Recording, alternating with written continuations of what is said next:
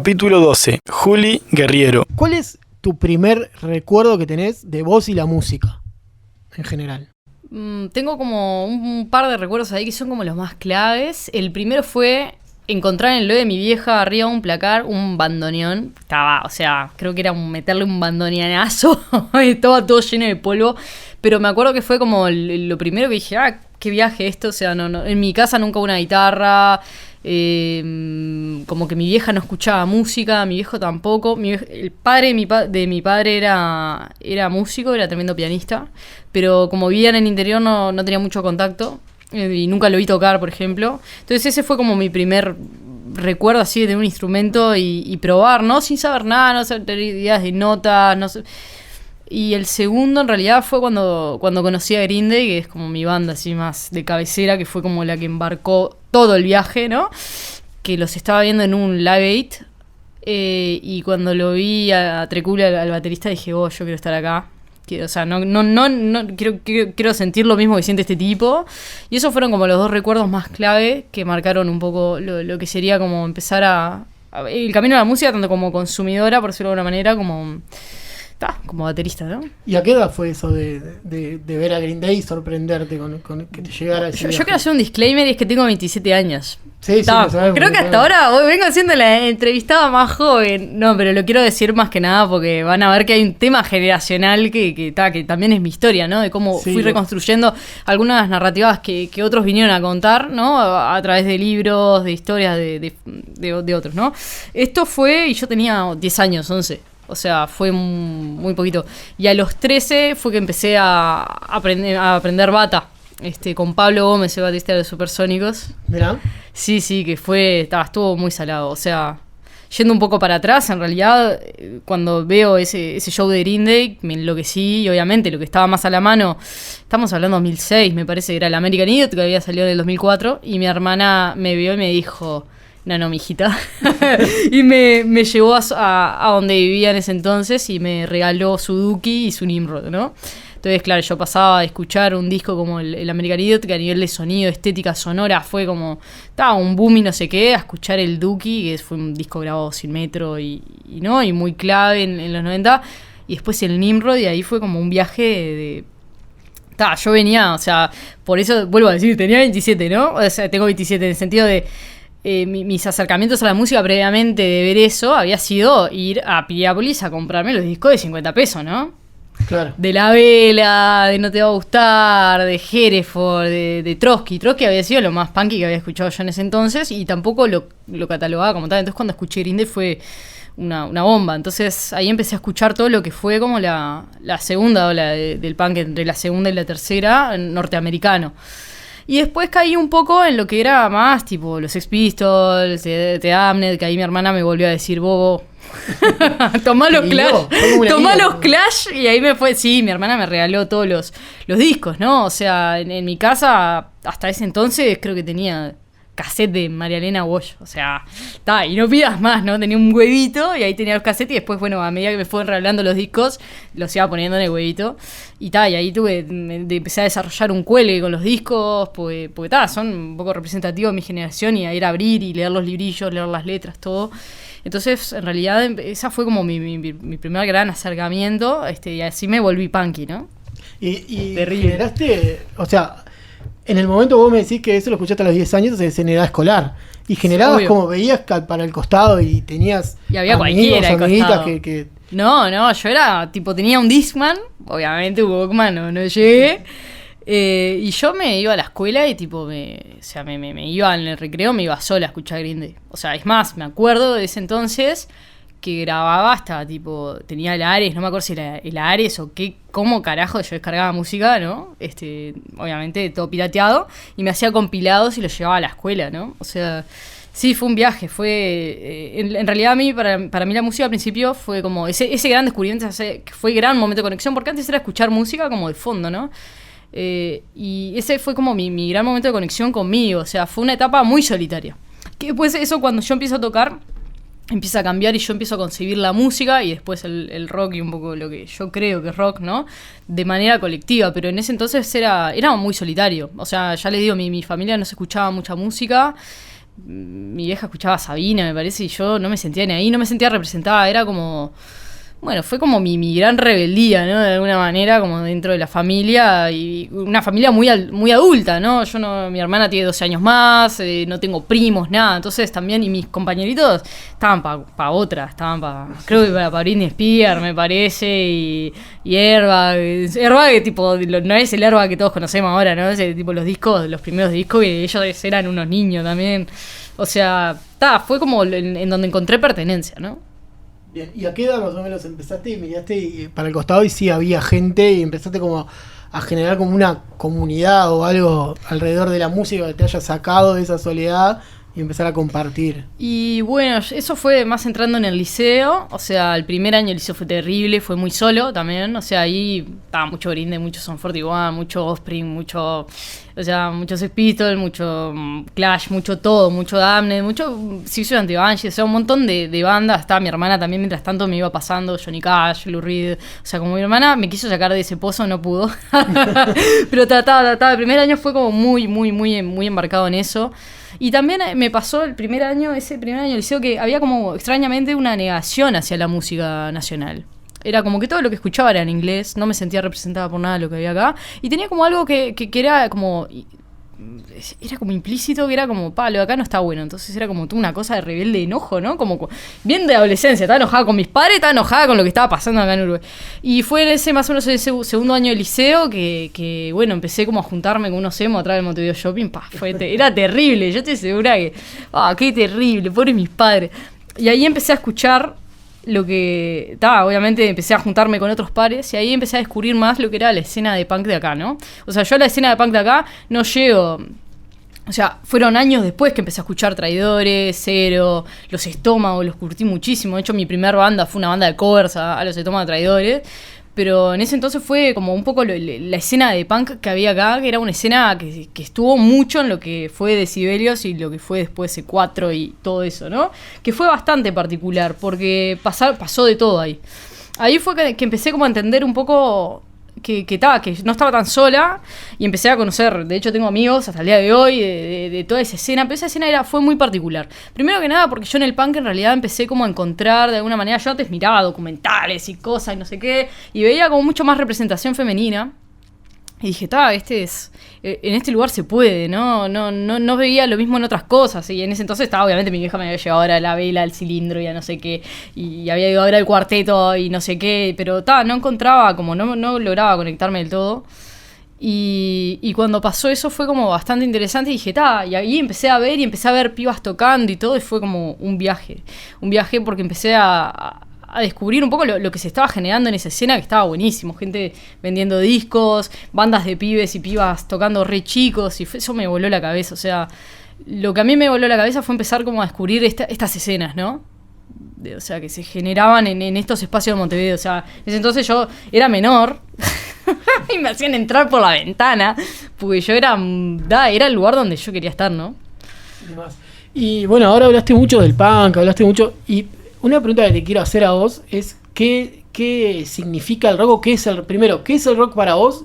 ¿Y qué significó? Veo que significó mucho de introspección al principio y después como generar comunidad, pero profundizar un poco en eso. Primero, ¿en qué es el rock?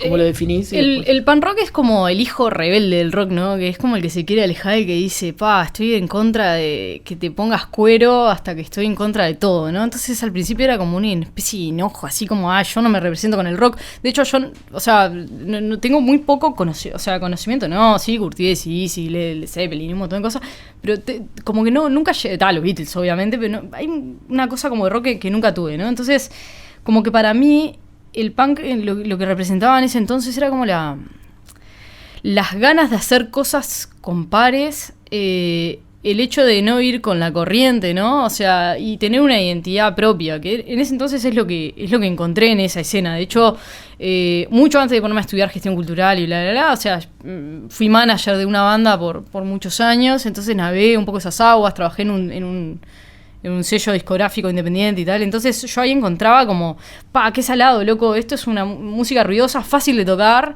accesible para todos, cualquier persona lo puede tocar, y sí, es ruido y es mi ruido, ¿no? Entonces para mí lo que era más rock no era algo que estuviese relacionado con el género, sino que era relacionado con la pertenencia. Después lo que me pasó es que obviamente tuve una decepción gigante con lo que era la escena, porque bueno, yo empecé a laburar y para mí lo que era, empecé a entender todo lo que era como todo esto del do it yourself, ¿no? Qué interesante el do it yourself, desde pintarte una remera, hacerte tus discos, hacerte tu arte, hasta grabarte solo, que bueno, todavía en ese entonces estamos hablando de 2008, o sea, habían algunas herramientas que tenían que ver con la producción de audio que todavía se estaban llegando acá, ¿no? No era que... No era como ahora que está mucho más democratizado y está más barato, ¿no? Entonces era como, pero era pintarte la remera, ir a hacer tus toques, ¿no? Cuando empecé a tocar con 18 fue lo mismo, ¿qué más? Tocar y hacerte amigos, y ir, venir, y tenés un amigo emprendedor que compra, no sé qué. Para mí era eso. Cuando empecé a tener la decepción, cuando me empecé a dar cuenta que ese lugar donde yo había depositado toda mi pertenencia, donde había vivido, donde me había sentido contenida, se empezó a dividir por chakras. O cuando empezaron a caer los policías del punk rock, que hay un montón que te dicen, vos no sos punky porque grabás re prolijo, vos no sos punky porque esto y porque lo otro. Entonces ahí empecé a tener como una decepción con el género en general y dije, pero si no es el punk rock, y qué tipo, o sea, ¿no? Como que yo sabía el rock and roll y todo, y veía a mis exponentes y todo, era como, el rock es esto, no sé qué, y el punk rock es esto, y en un momento empecé como a decepcionarme de una manera gigante, ¿no? Entonces el concepto que yo tengo hoy es un concepto como mucho más libre, ¿no? Incluso escuchaba a Belén la otra vez en la tertulia y estaba muy con su postura. ¿Y por qué? Es esto, tuve de manager una banda de punk que se producía mucho, ensayaba mucho, todo prolijo, no sé qué. Y después había toda una parte como de punk más cabeza de termo, que sí, que para ellos el punk era la puteada y la birra y la merca y no sé qué, no sé cuándo. Y para mí yo nunca me sentí identificada con eso. De hecho, me acuerdo que yo tuve un exnovio que le gustaba mucho Flema. Y él me decía, no, porque Flema y Ricky Espinosa y que no sé qué, no sé cuánto. Y yo con 14, 15, 16 años escuchaba eso y decía, loco, estabas cantando una canción que dice, oye, tu hermana llena de sangre y la habían violado por vigilante. O sea, y sin tener lente de género. Decía, loco, ¿en qué mundo están idolatrando a este loco? O sea, si esto es el punk, tomá mis credenciales, tomá mi pasaporte, tomá todo, porque no me sentía ni representada y sentía que se estaba reproduciendo una especie de sistema de control y sobre todo las cosas de represión. Entonces me decepcioné. O sea, fueron varias cosas, ¿no? El chacrismo de las bandas, de acá, de que antes era todo, o sea, todo algo que planteaba ser colaborativo ya no lo era, porque la gente en realidad si tenía que decidir te cagaba. Los mensajes que empezaban a fomentarse y que seguían reproduciéndose tampoco estaban buenos y no permitían el desarrollo de nada. La cosificación, lo que pasó a muchas pibas que estaban tocando en ese entonces también era, la minita rockera, ¿no? La minita rockera que tiene que vestirse de tal manera y tal otra. O sea, lo que pasaba era o no podías acercarte a eso, ¿no? Al rock, a hacer una rota, no sé qué, porque eras una groupie, porque tenías otro lugar en otro lado, que ahora voy a hablar de eso porque me parece interesante. O si podías pasar, era como el lugar de unas pocas y con una cosificación enorme, ¿no? Yo hablé bastante en un año, creo que fue 2016, 2017, con Salvador García, que bueno, fue uno de los que llevó adelante Esquizodelia Records, fue un sello acá súper importante para lo que fue el desarrollo del indie. Y el loco es gestor cultural y bueno, ha hecho programas, proyectos así de apoyo e inclusión desde la música y todo. Es un loco con mucha cabeza. Y me acuerdo que discutíamos mucho lo del Pilsen Rock, ¿no? El Pilsen Rock, no sé qué, no sé cuánto. Y claro, con el loco fue que me terminaron de caer las fichas de vos. O sea, el lugar de la mujer en el rock es terrible. Entonces hoy me preguntás, y después de haber pasado como por muchas decepciones y mucho todo, yo hoy creo que el rock, o lo que muchos exponentes plantean que es el rock, es una idea absolutamente obsoleta, porque no integra, no contempla, y el mundo es muy dinámico. Yo veo rock en un pibe que va y se graba solo y como venga, porque quiere salir y quiere tocar y quiere compartir y quiere hacer su propia escena. Y también veo rock en esa banda que capaz que alguien dice que es una banda vendida, pero que el mensaje está bueno, que se preocupan, que tienen determinada disciplina, ¿no? Y me pasa mucho con Niña Lobo hoy, incluso, ¿no? Que somos una banda nueva y tenemos una disciplina porque nos importa el producto. O sea, a ver, la realidad es que no somos una banda de protesta, eso es verdad. Pero somos 5 mujeres que somos feministas y que sí, obviamente tenemos ámbitos de discusión y estas cosas las discutimos, no es que nos chupe un huevo. Y muchas veces nos han puesto como, ¿no? En el medio del ojo de la tormenta, en el sentido como de cargarnos a nosotras con un montón de responsabilidad de lo que deberíamos decir, lo que no, de dónde estamos, no sé qué. Y eso, quieras o no, lo que está pasando es, vos loco, o sea, estamos en esto, estamos tratando obviamente de abrir y todo, pero no nos carguen a nosotras con una responsabilidad que nosotras no tenemos, porque eso es lo que pasa a nivel estructural, lo que hablaba que pasaba con el punk acá hace mucho tiempo. Habían un par de bandas que estaban armadas por un loco y que tenían todo un mensaje y un vestuario y estaba súper cosificado. Entonces, ¿de qué libertad estamos hablando? Entonces, para mí el rock hoy, sí, todos los pibitos traperos que se producen, hasta la gente que quiere ser profesional y que está dedicando eso, para mí habla de un tema de libertad, de un tema de actitud, de preocuparte, sobre todas las cosas, de trabajar en equipo y hacer escena. Hacer escena es algo tan importante, y lo podés hacer...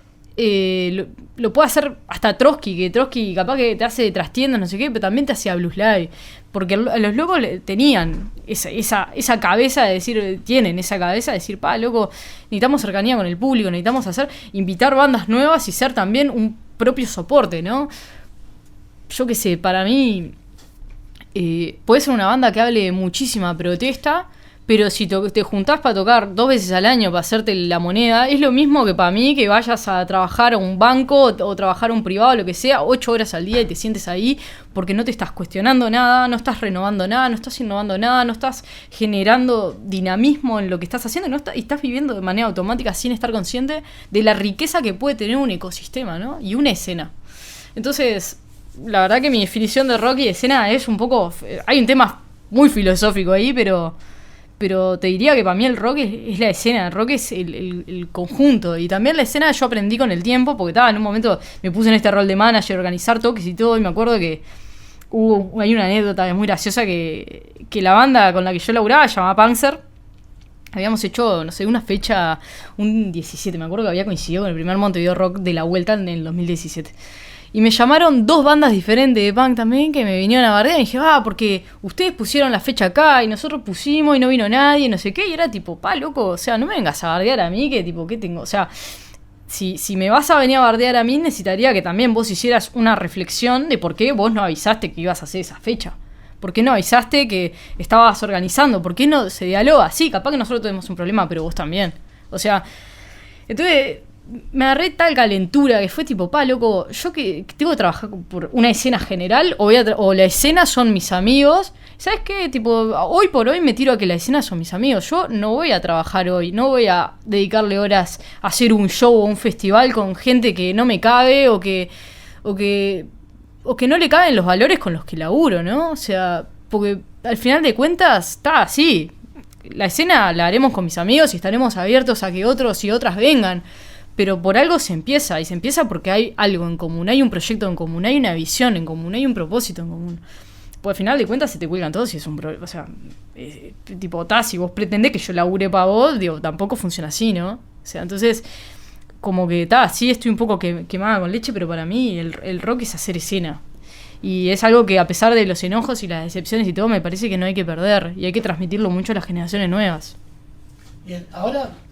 bueno, ya contestaste un poco la última pregunta o el leitmotiv del podcast, pero vi también como que para vos el rock and roll fue como una decepción, primero tu etapa punk y después como que se transformó en algo, pero que el rock and roll no morirá jamás, se llama el podcast, y imagino que igual sigue estando, se modificó de tu primera visión o lo que contaste al principio, y después como que ahora se transformó en otra cosa que está bueno también, o sea, que quiere decir que sigue un poco vigente en vos, diferente a tu primera visión. Obvio, ahora lo que pasa, lo que tiene mucho que ver con esa renovación, ¿no? De como de entusiasmo y de esperanza en la humanidad, fue mi entrada en el indie.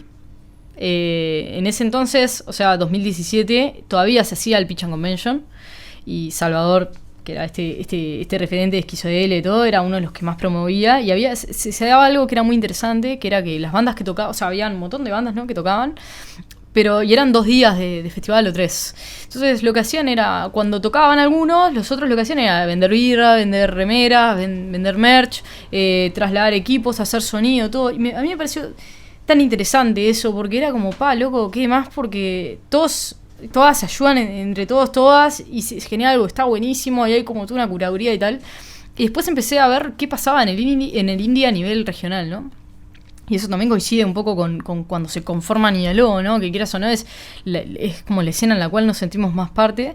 Y empecé a ver acá, yo qué sé, desde Taylor's Problems, La Hermana Menor, bueno, y mirando para atrás, para adelante, también los Supersónicos, ¿no? Es una banda que sigue súper vigente hasta hoy. Y lo que veo hoy en el indie me da esperanzas, porque fue lo que me hizo enamorarme de nuevo de las escenas y de querer hacer cosas, ¿no? Porque a veces una está como cansada y todo. Y yo creo que el indie hoy representa como el lugar de encuentro. Hoy es el indie, mañana capaz que le ponemos música experimental, escena experimental. No importa el nombre, o sea, sino que lo que importa es la apertura de esa escena y lo mucho que te quiera abrazar y que puedas aprender de ahí. Entonces, para mí el rock va a seguir vivo, pero partiendo de la base que el rock ya no es un género. O sea, que hay que desprendernos de esa idea. El mundo es dinámico, la música es dinámica y hay que estar listos, o sea, para escuchar otras cosas. Y lo está diciendo una punky de Postal de muchos años, que ha estado abierta como lentamente a otras cosas. Pero sobre todas las cosas, creo que yo con lo que más me quedo de todas mis experiencias es que el rock tiene que ser algo que todos nos animemos a tocar, que no hayan prejuicios, que haya una libertad de elegir lo que vos quieras hacer, lo que quieras transmitir, y que está bien, y que basta de policía de que te digan que esto no, y que esto sí, que fíjate, no sé qué. Para mí es poder hacer la libertad de lo que quieras, buscando tu propia identidad y buscando el desarrollo personal y el desarrollo de otros. Y eso tiene que estar. Y si ayer fue en los posts que se armaban, en el toque de los Ramones, y hoy es en la computadora del pibito que empieza a probar, intenta y produce a sus amigos y todo, que sea así. Bueno, Juli, te agradecemos. Muchas gracias de verdad por favor, haber estado acá. por la invitación. Hey Hey My My es una realización de 120. 120 somos Martina Costa, idea y conducción, Javier García, grabación y edición, Federico Linder, comunicación, quien les habla, Paula Senatore, locución. Agradecemos por el apoyo a La Cretina, Casa de Arte y Aparte, y a Paula Enciso de León.